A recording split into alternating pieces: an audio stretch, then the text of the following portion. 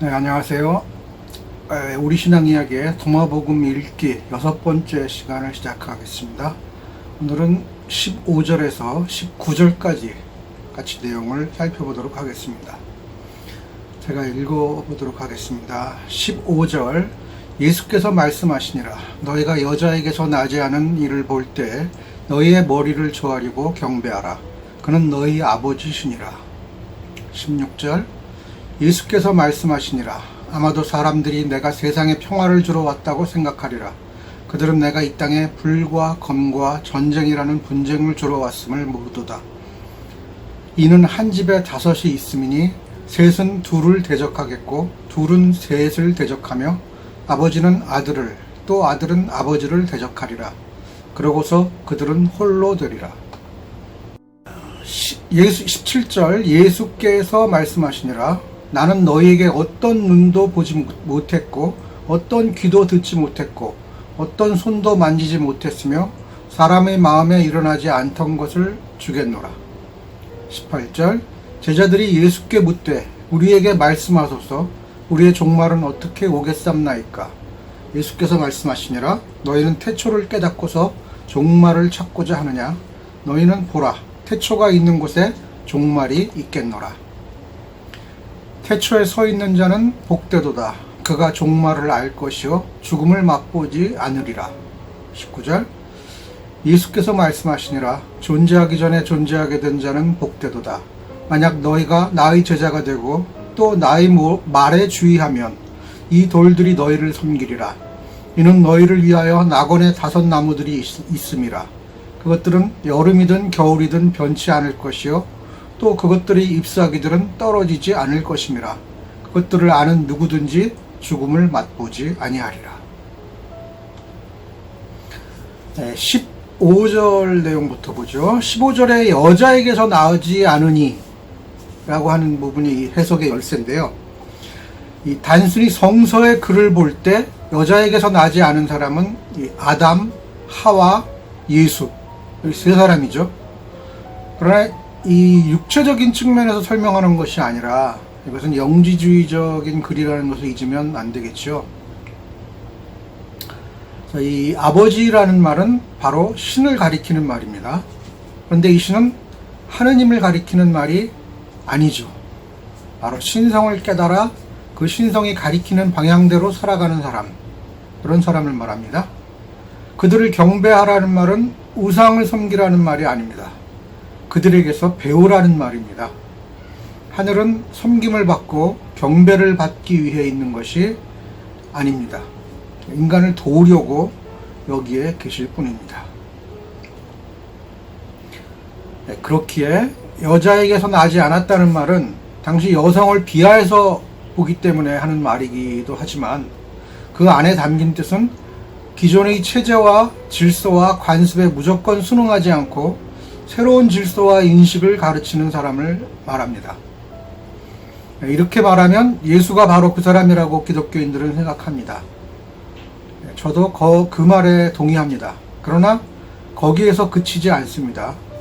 2000년 전에 단 1회로 예수에게서 멈추지 않고 21세기 바로 지금 여기에서도 새로워야만 한다는 것입니다. 그런 의미에서 나 또는 우리는 예수이며 예수가 되어야 합니다. 이것이 예수의 가르침이기 때문입니다. 다음 6절을 보죠. 6절은 복음서에도 나오는 내용입니다. 평화가 아니라 불과 검과 전쟁이라는 분쟁을 주러 왔다고 말합니다. 이 낡은 틀을 깨는 일은 언제나 분쟁이 일어날 수밖에 없습니다. 그것이 예수의 삶이었습니다. 다른 설명이 필요 없습니다. 좋은 게 좋은 거다식의 오늘날 교회 치리 방법을 보면 예수는 탁자를 둘러 엎을 것입니다. 16절 후반부에서 서로 대적하는 부분은 이해가 되지만 나중에 홀로 된다는 말은 무슨 뜻일까요? 인간의 생각은 처음부터 끝까지 똑같은 생각을 하는 사람은 없습니다. 그것이 자신의 이익을 생각해서 그렇게 될 수도 있지만 단지 이익이 아니더라도 사람마다 다른 것이 본래 인간의 모습입니다.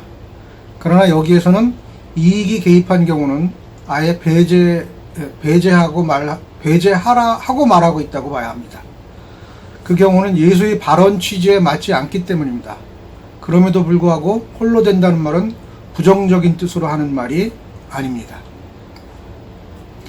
진리의 어느 측면에서는 혼자가 될 수밖에 없습니다. 진리를 깨닫는 데는 혼자일 수밖에 없지만 진리를 살아갈 때에는 혼자 살아낼 수는 없기 때문입니다. 이것이 이 말의 진이라고 봐야 합니다. 그래서 그들은 공동체를 이뤄 살아갔다고 봐야 합니다. 자본의 이익에 찌든 우리들은 이 글의 설명에도 자신의 이익을 생각하고 대입하고 싶어 하지만 실상 이 글은 그런 욕심을 모두 버린 상황에서 쓴 글입니다. 아예 인간적 욕망을 배제한 상태의 글이라고 봐야 합니다. 17절은 완전히 새로운 진리를 주겠다고 말하고 있습니다. 기존의 체제와 관념에서 벗어난 전혀 새로운 진리. 그렇기에 교리라고 하는 신조에 얽매이지 않습니다. 교리가 강조하는 예수의 신성에 주목하지 않습니다. 그 신성은 바로 내 안에도 있기 때문이고 예수는 그 신성을 직면하여 알라고 말하고 있습니다. 이런 주장이어야만 해석되는 복음서의 주장이 있습니다. 예수는 믿기만 하면 자신이 한 일보다 더한 일을 할 수 있다고 말합니다. 기존의 교리적인 눈으로는 이런 일은 있을 수 없습니다. 그러나 분명히 복음서에 기록되어 있습니다. 그것도 예수의 입을 빌려서 예수를 신으로 섬겨야 하는 교리적 관점을 벗어나지 않으면 예수보다 더한 일을 한다는 예수의 말은 엉터리가 됩니다. 이 말을 설명할 길이 없다는 말입니다. 이런 부분은 도마의 전통에서라야 가능한 일입니다. 이것은 오늘날 우리는 예수의 모습을 반쪽만 알고 있다는 증거입니다. 교리에 취해 있기 때문이라는 말입니다. 18절의 첫 번째 문장은 공자의 미지생 언지사, 삶을 모르거늘 어찌 죽음을 알리오라는 말이 떠오릅니다. 모든 일에는 처음과 끝이 있는데 우리의 관심은 언제나 그 마지막을 향해 달려갑니다. 그러나 그 처음을 알지 못하면 그 마지막도 이해하지 못합니다. 그래서 두 번째 문장에서 예수는 답합니다. 너희가 자꾸 마지막을 말하는데 처음은 알고서 하는 질문이냐고 말입니다. 그리고 앞에서 설명했듯이 처음과 마지막이 한 곳에 있다고 말하고 있습니다. 기독교적으로 설명하자면 삶이 있는 곳에 심판이 있다고 말하고 있습니다. 세 번째 문장에서는 그 처음을 알면 그 마지막도 알게 된다는 말입니다. 우리 삶의 의미를 알게 되면 우리의 죽음은 우리에게 아무 영향을 미치지 못한다고 말하고 있습니다. 애초로 기독교인들은 구원과 심판, 천국과 지옥에 엄청난 관심을 가지고 있습니다. 그러나 그건 근시안적인 생각이라는 말입니다. 바로 그런 시각이 이 글에서 질문하고 있는 제자들의 시각이라는 말입니다.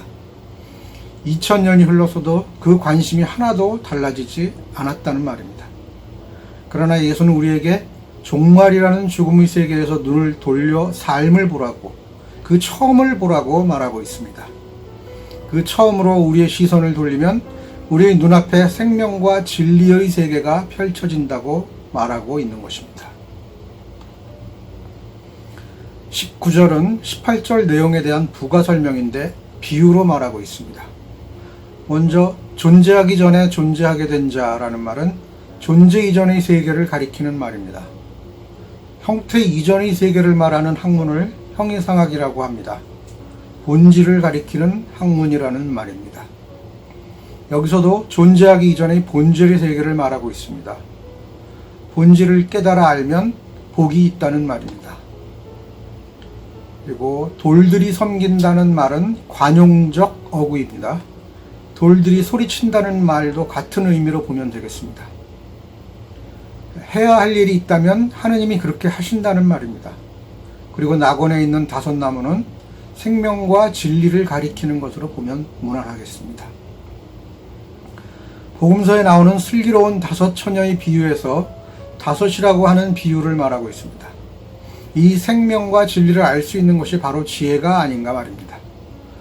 그 처녀들은 지혜를 가지고 있기에 슬기롭다고 지칭하는 것입니다. 생명과 진리는 변치 않고 시들지도 않고 영원합니다. 그리고 그것을 아는 사람은 죽지 않는다가 아니라 죽음을 맛보지 않는다고 합니다. 그 첫 자리에 서면 처음과 마지막이 훤히 보이기에 그 마지막이 주는 두려움이 없다는 말입니다. 그걸 아는 것을 가리켜 지혜라고 하는 것입니다. 도마를 통해 예수가 말하고 싶었던 내용을 제대로 알아채시기를 바랍니다. 네, 도마복음 6번째 시간 여기까지 마치겠습니다.